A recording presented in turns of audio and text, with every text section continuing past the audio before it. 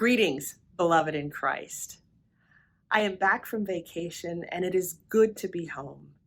It was especially good to have that precious time away. I thank you for your prayers and your words of encouragement. It was a time of respite and renewal. It was a time for me to recenter myself, and I am grateful to have had it. I want to thank my staff for all of the hard work that they took on in my absence. I also want to give a big shout out of thanks to all of those who volunteered to preach for the entire diocese over this summer. I think I have seen all of those sermons, and they have been amazing, each in their own unique way, every person bringing their own experience and their context to the gospel. Those sermons have been powerful, and if you haven't had a chance to hear them, I commend them to you. Check out our Facebook page or our webpage and allow yourself to receive the blessing of those gospel proclamations.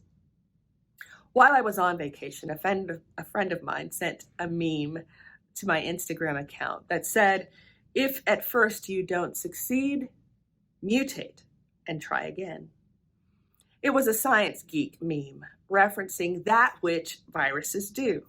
A virus's whole job is to find a host and to replicate itself as rapidly as possible until the host marshals enough defenses to kill the virus, or the virus kills the host.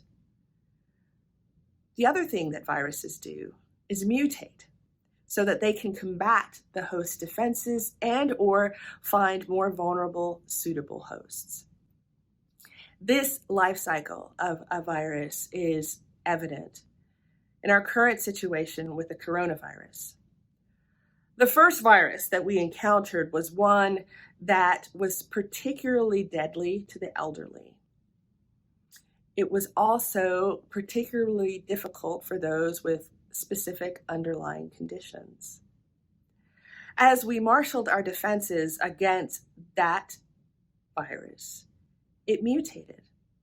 And now we have the mutation known as the Delta variant. This particular variant is much more communicable. That means it is much more easily transmitted, even more easily than the last one, to others in the population. We know that those who have been vaccinated can contract this Delta variant. The vast majority of the vaccinated tend to have no symptoms or mild symptoms. So the vaccine does its job in preventing desperate disease in those of us who've had it. However, this Delta variant is particularly hard on children.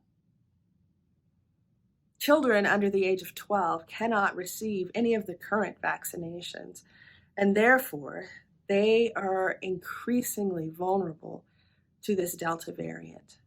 Here in Denver, Children's Hospital is at capacity with children who are sick with COVID-19, the Delta variant version.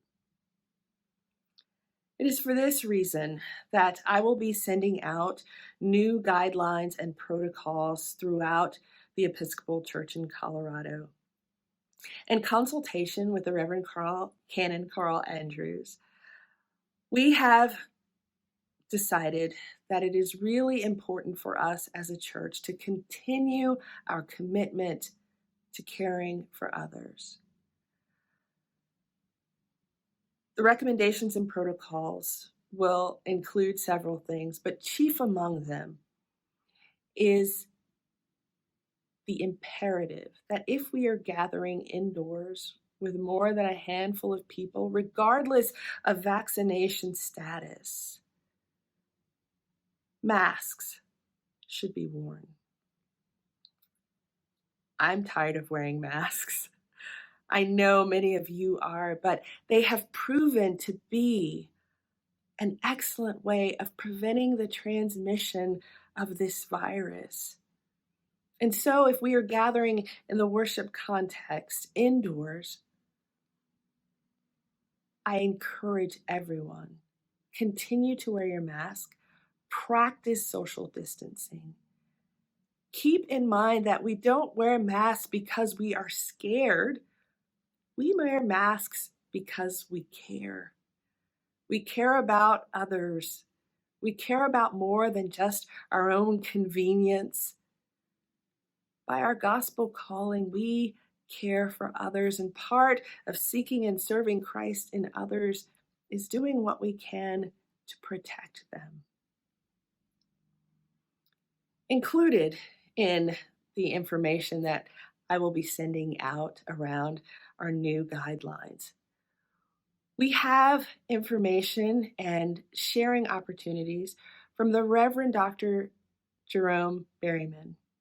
Many of you know he is the author of Godly Play, and he has included and given us some resources for how our congregations can talk with our children about the coronavirus.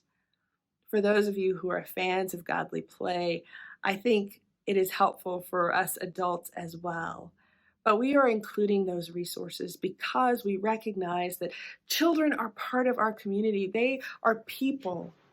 And while our current circumstances are beyond anything that I could have imagined when I first began our seasons of COVID, while I had hoped we would be at a place right now where everyone, including children, could receive the vaccine and have some measure of protection, we are not there yet. It is my prayer and my goal that we as the people of God will do all in our power to protect those around us, that we will do all that we can to ensure that church is a safe place for everyone, no matter your age, no matter your ability, no matter your vaccination status, that church will be safe. And so I thank all of you for the hard work that you have done. I thank you for your adaptability. I thank you that you care for the people in your community. I thank you for your sacrifice and for your willingness to put the needs of others before your own. Most of all, I thank you for your commitment and determination to live the baptized life that we're all called to.